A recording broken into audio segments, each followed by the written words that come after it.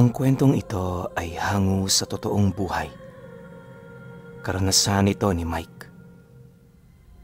Taong 1979, Dinalupihan, Bataan.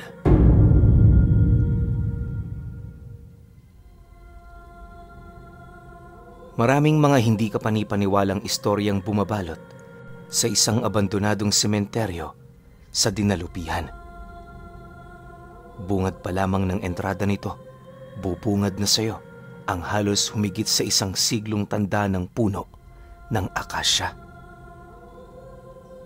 Ayon sa iilan, kaya inabandona ang lugar na yon ay dahil sa mga hindi kaaya-ayang nangyayari rito tuwing sumasapit ang takip silim. Sa mga taong ito, maayos pa ang sementeryo sa Dinalupihan. Sa katunayan, marami pa roong inililibing kaya na may wala yung pinagkaiba sa mga sementeryong nasa karatig lugar lang. Bagaman merong mga nagpaparamdam, hindi pa naman yun gaano kalala. Para kay Mike, ordinaryo lang ito kung ikukumpara sa lugar na merong sumpa. Hindi man sa pagmamayabang pero marami siyang alam ukol sa abandonadong sementeryo ng Dinalupihan. Bukod sa malapit lang doon ang pamamahay nila, yung tatay niya noon, isang sepulturerong nagtatrabaho sa lugar na yon. Siyempre bilang anak nito, nakagawian niya ng sumama kapag meron yung trabaho. Tandang-tanda pa noon ni Mike na kapag malapit na noon ang panahon ng mga kaluluwa, napakaabala na nila sa paglilinis ng mga nicho. Papasok sila ng umaga, tapos lalabas sila sa lugar na yon gabi na. Sa katunayan, Pinuno, kapag sumasama siya noon sa kanyang ama, wala naman talaga siya doong napapansing kakaiba. Ang tanging pumupukaw lamang doon ang atensyon niya ay yung bahay sa dulong bahagi nito kung saan naninirahan ang matandang tinatawag ng kanyang amang na Kauping. Itong si Kauping, sa unang tingin, aakalain mong ordinaryong tao. Pero kapag ilang beses mo na yung nakasama at nakausap, marami ka roong mapapansing kakaiba. Maliban sa kahanga-hangang kaalaman ng matanda, marami din yung sikreto at istorya na halos hindi niya inakalang totoo. Dagdag pa ni Mike na kapag nag-uusap noon ang kanyang ama at ang matanda, pakiramdam niya napakalapit nito sa bawat isa. Minsan nga, doon na sila naghahapunan tuwing inaabutan na sila ng gabi sa kanilang mga ginagawa.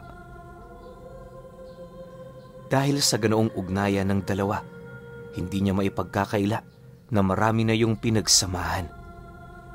Marahil kaya ganoon na lamang yung kalapit ay maaaring noong hindi pa siya ipinapanganak, magkaibigan na yung dalawa. Ngunit sa kasamaang palad, ilang taon pa noon ang lumipas, namatay ang kanyang ama.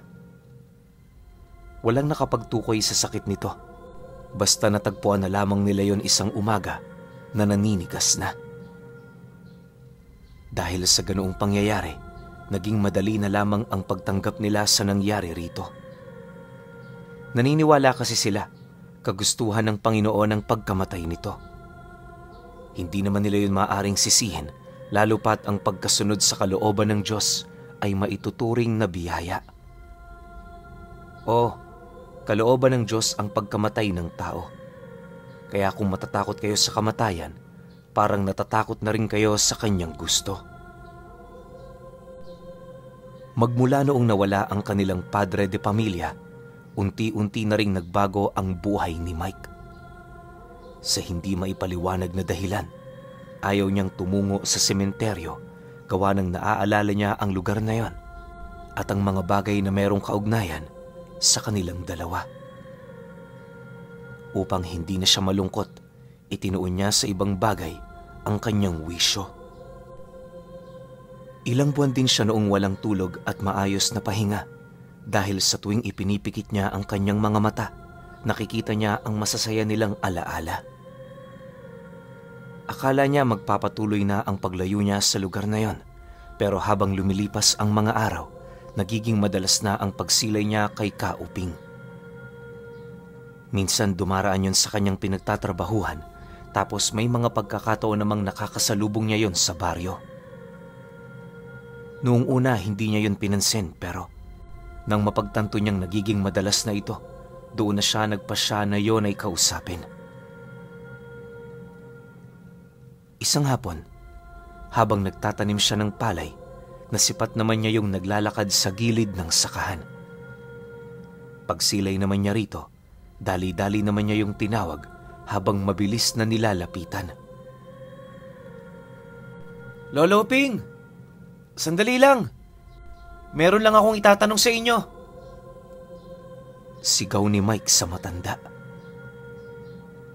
Nang marinig naman ito ang kanyang sinabi, bahagya naman yung napatigil habang pinagmamasdan ang kinaroroonan niya.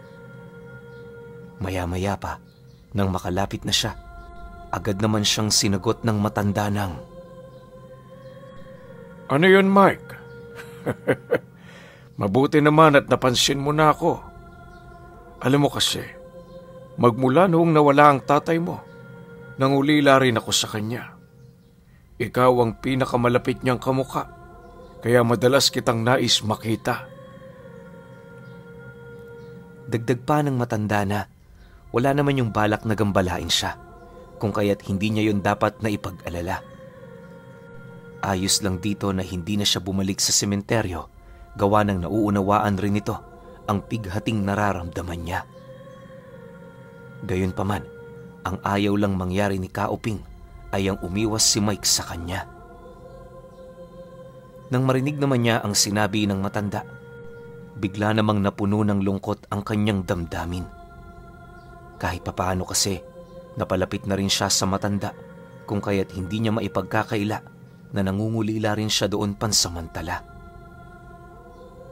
Ilang minuto pa ang lumipas, nanlulumo naman siyang nagwika roon ng, "Pasensya ka na, Lolo Uping ha. Hindi ko naman sinasadya na hindi ka pansinin. Alam mo, gustong-gusto na kitang makakwentuhan para malaman kong pinagsamahan niyo, pero kapag sinusubukan kong gawin yan, parang nawawalan ako ng lakas eh. Salamat naman at ngayon kahit papaano, nagkausap na tayo." Matapos naman yung marinig ng matanda, agad naman siya nitong niyakap habang inilalahad sa kanya ang mga kinakailangan niyang gawin. Dagdag pa nito na kung nais niyang malaman ang nakaraan ng kanyang ama, bumisita siya sa bahay nito. Nang marinig naman yun ni Mike, tumangulang naman siya pagpapakita ng kanyang pagsang-ayon. Makalipas pa ang ilang minuto, nang wala na silang pag-uusapan, dali-dali naman siyang bumalik sa palayan para magtrabaho.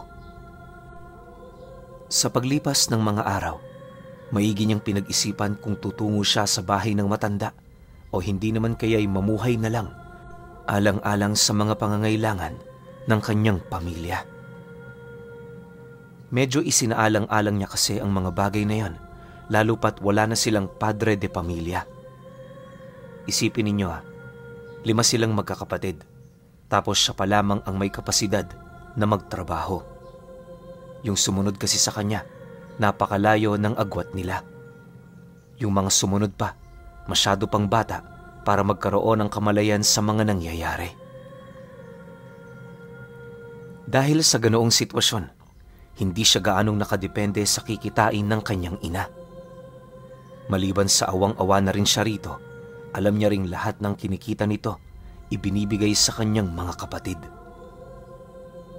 Mahirap mang sabihin pero minsan nasisipat niya yung magtiis ng gutom para lamang sa kanila. Wala naman siyang magagawa kung kaya't pikit mata na lamang niya yung pinapalagpas. Ayon kay Mike na magmula noong nawala ang padre de pamilya nila, nakaranas na sila ng ganoong bagay. Noong nabubuhay pa kasi ito, araw-araw yung gumagawa ng paraan para merong mailagay na pagkain sa kanilang hapagkainan. Hindi rin ito nagpapalagpas ng mga oportunidad, lalo na kung kikita ito ng malaki. Dagdag pa ni Mike na dala na rin ang swerte ng kanyang ama noon, kung kaya't nakakaramdam sila ng kaginhawaan paminsan-minsan. Sa pagsapit naman ng huling araw ng linggong yon, Doon na nga siya nakapagdesisyon na tumungo sa bahay ni Kauping. Para magawa ito, tinapos niya muna ang kanyang trabaho nang sa gayoy hindi siya mabakante sa araw na yon.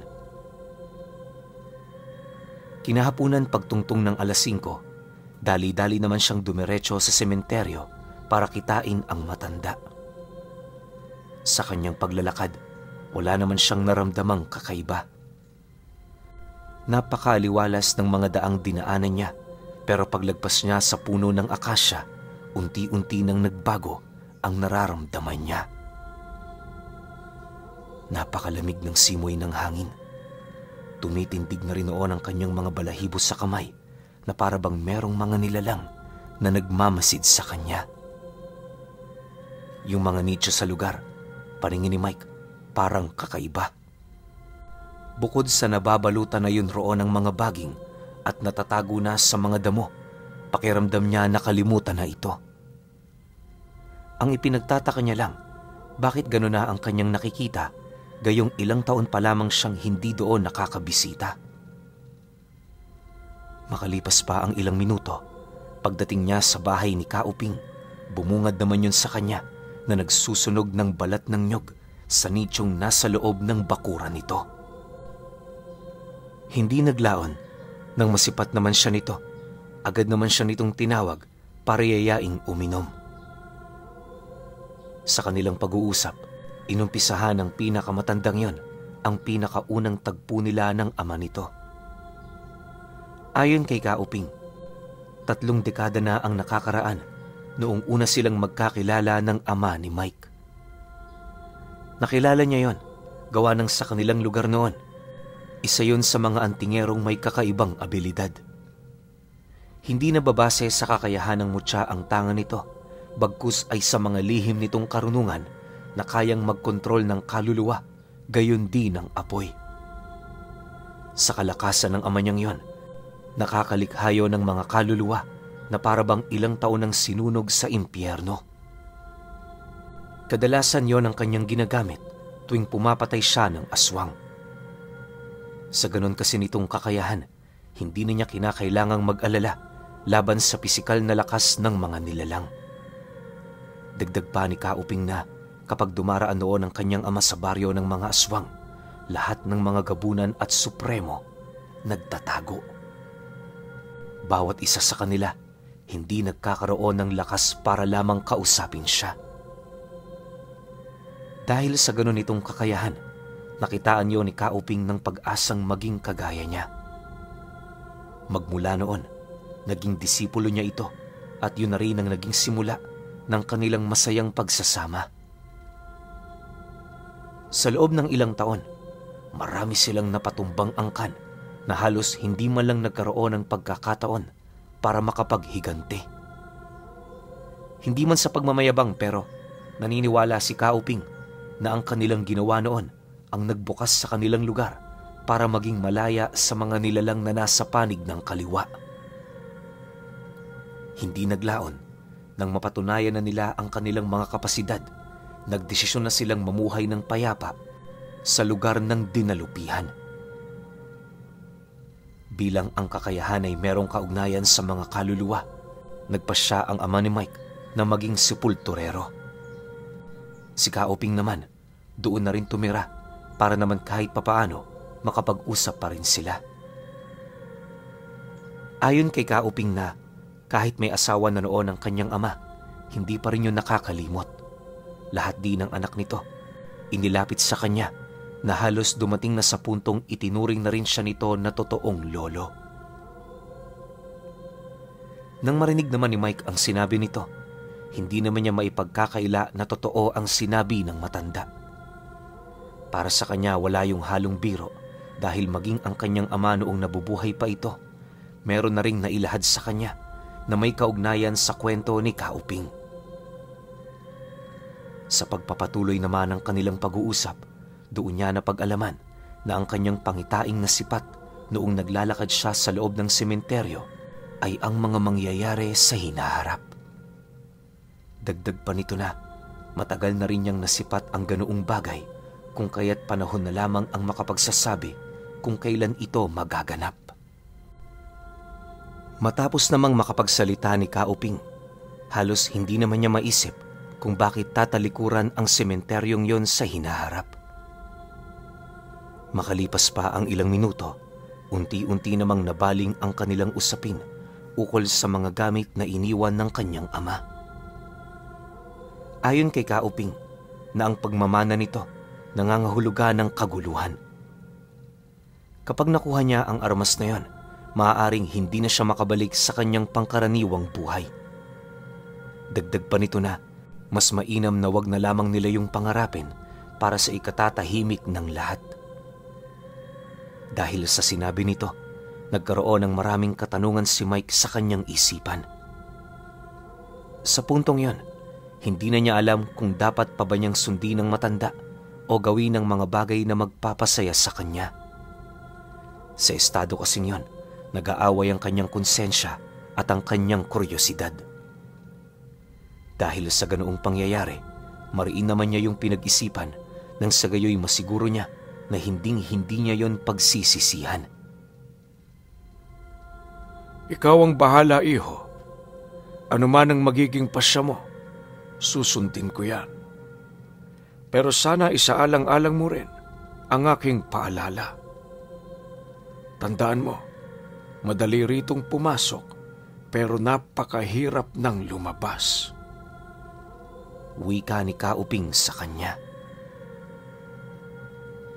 Nang marinig naman yun ni Mike, tumangulang naman siya habang nananatiling walang imik. Sa pagsapit naman ng takip silim, nagpatuloy pa rin ang kanilang pag-uusap. Si Mike noon, napakaraming tanong sa matanda pero hindi yun gaanong nasasagutan ng maigi.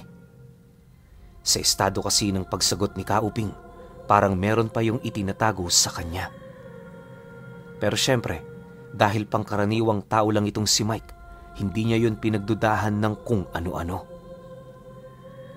Sa paglalim pa ng gabi, nagpresenta na ang matanda na samahan siya papalabas ng sementeryo. Pagkarinig naman dito ni Mike, dali-dali naman siyang tumayo habang sumasagot dito ng,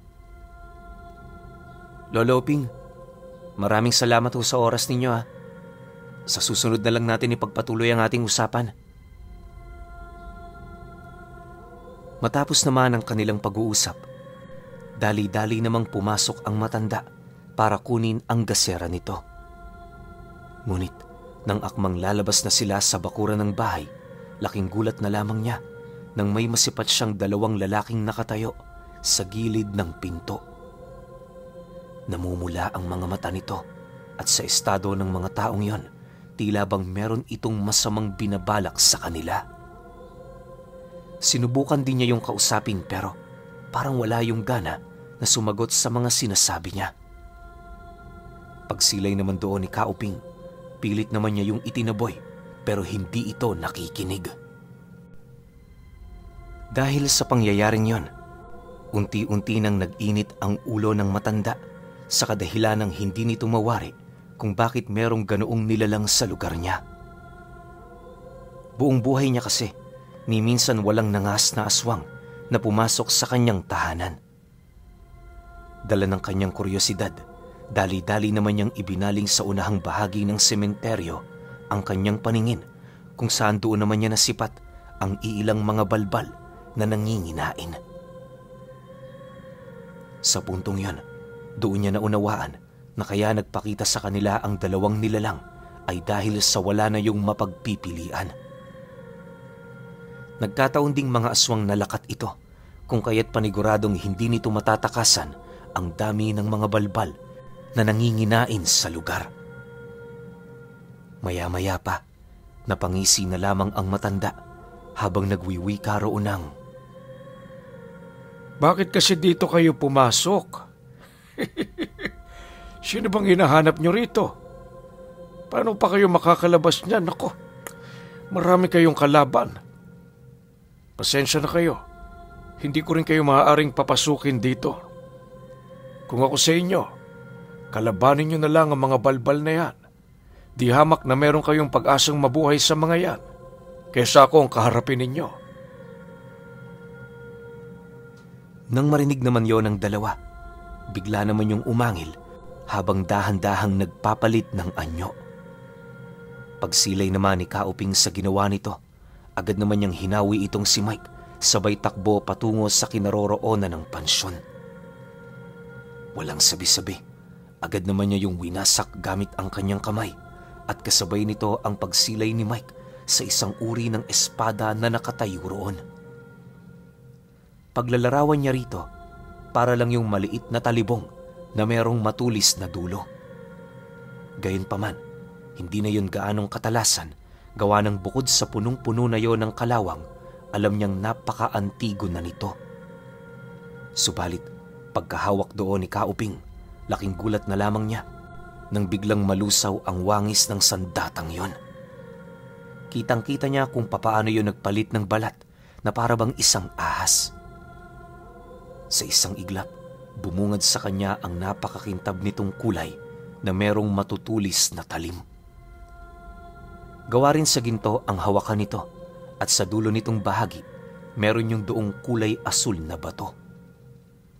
Pagbaling naman ni Kauping ng kanyang paningin sa mga nilalang na yon, bigla namang nagliwanag ang mga mata nito at kasabay nito ang mabilis nitong pagsugod.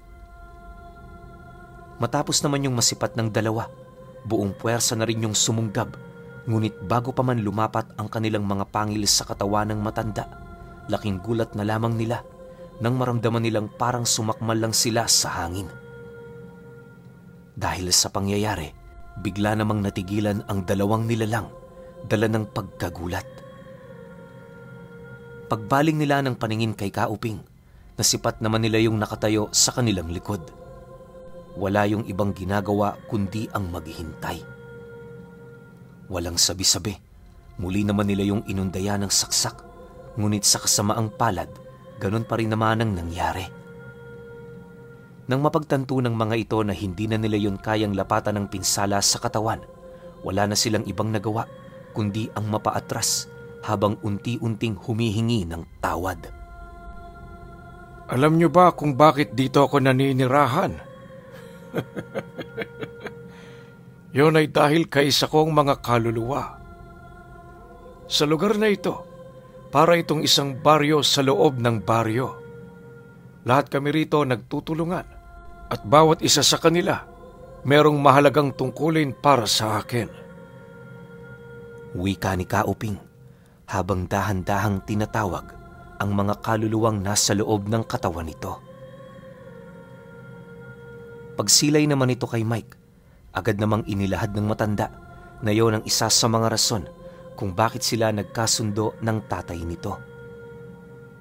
Dahil dito, naunawaan naman ni Mike ang nais iparating ng matanda.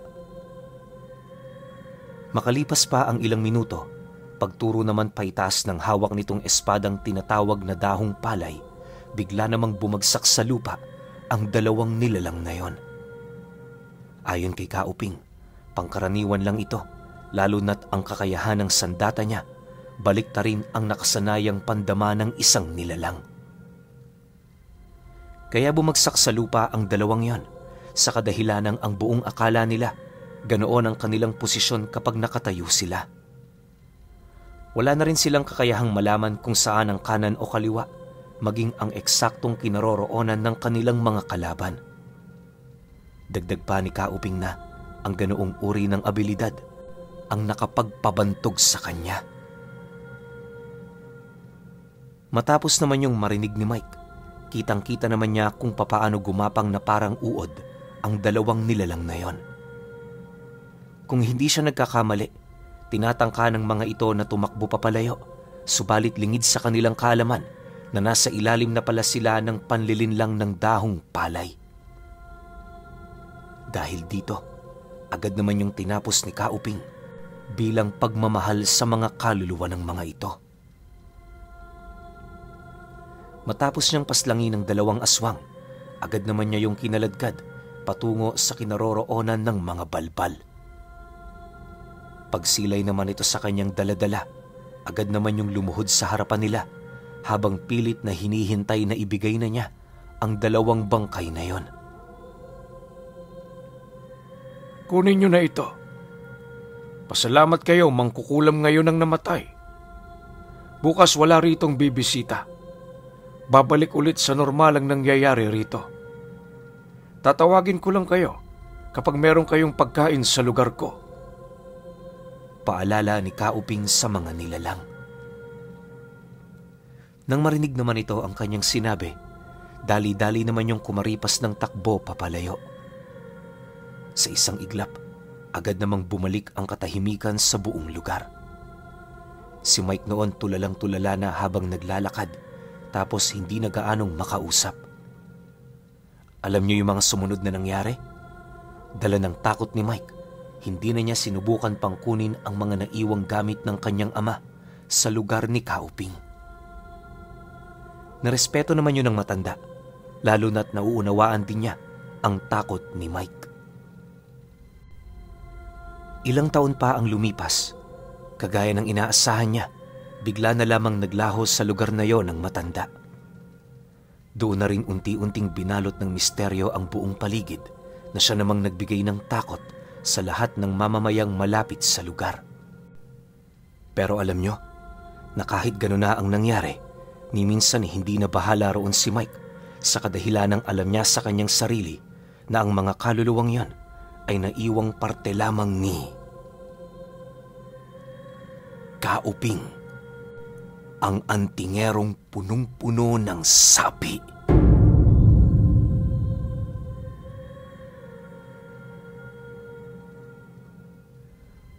Okay, opinyon ko sa kwento.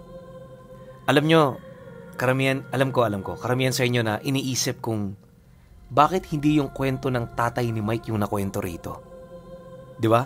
Kasi sobrang angas ng tatay ni Mike. Isipin ninyo mga supremo, mga gabunan ng isang baryo o sityo ng mga aswang. Dumadaan lang yung tatay ni Mike tapos nagtatago na dahil sa sobrang takot. Ganon to kalakas. As ang matindi pa, hindi niya pa namamaster kung ano man yung gamit niya. Kasi kung iintindihin niyo yung kwento, naging disipulo ni Kauping yung tatay ni Mike. So ganong katindi yung level ng kakayahan nito o kung ano man ang tinatangan nito. 'Di ba? Sayang lang no, hindi na kwento ni Mike kung anong misteryong bumabalot sa tatay niya. Ako nanghihinayang ako eh. Pero dito kay Kauping, ang bangis nito.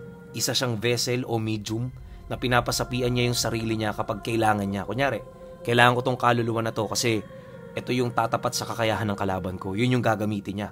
O kung hindi naman ganun, nauutusan niya yung mga kaluluwa. Diba? Ang galing lang nun. Tas nakatira pa sa sementeryo. Alam naman nating lahat na napakaraming ligaw na kaluluwa dyan, diba? Kaya pasasabi ko dito sa kwento na to, overall, sobrang ganda. Pero syempre, babatiin ko kayo lahat ng Merry Christmas. Yan. Pasensya na kayo, inuna ko yung opinion kasi ma-out of topic tayo kapag inuna ko yung Merry Christmas eh. Gusto ko lang mag-thank you sa inyong lahat. Maraming salamat sa pakikinig sa channel ko. 4 years na tayo, andyan pa rin kayo. Thank you so much kasi hindi kayo bumibitaw sa mga kwento natin. May mga nagko-comments pa rin. Medyo marami-rami pa rin. Tas marami pa rin talaga yung nakikinig. Tsaka marami pa rin yung naghihintay. Kaya hanggat nandyan kayo, hanggat marami pa rin kayo, hindi ako mawawala. Muli-muli, Merry Christmas at maraming salamat ulit sa suporta ninyo dito sa channel natin. Babawi ako sa inyo next year. Magpaparaffle tayo ng marami para sa inyong lahat. Sa ngayon, medyo pahinga muna tayo kasi alam nyo na. Yun lang. Hanggang sa susunod na kwento. Salamat ulit at Merry Christmas.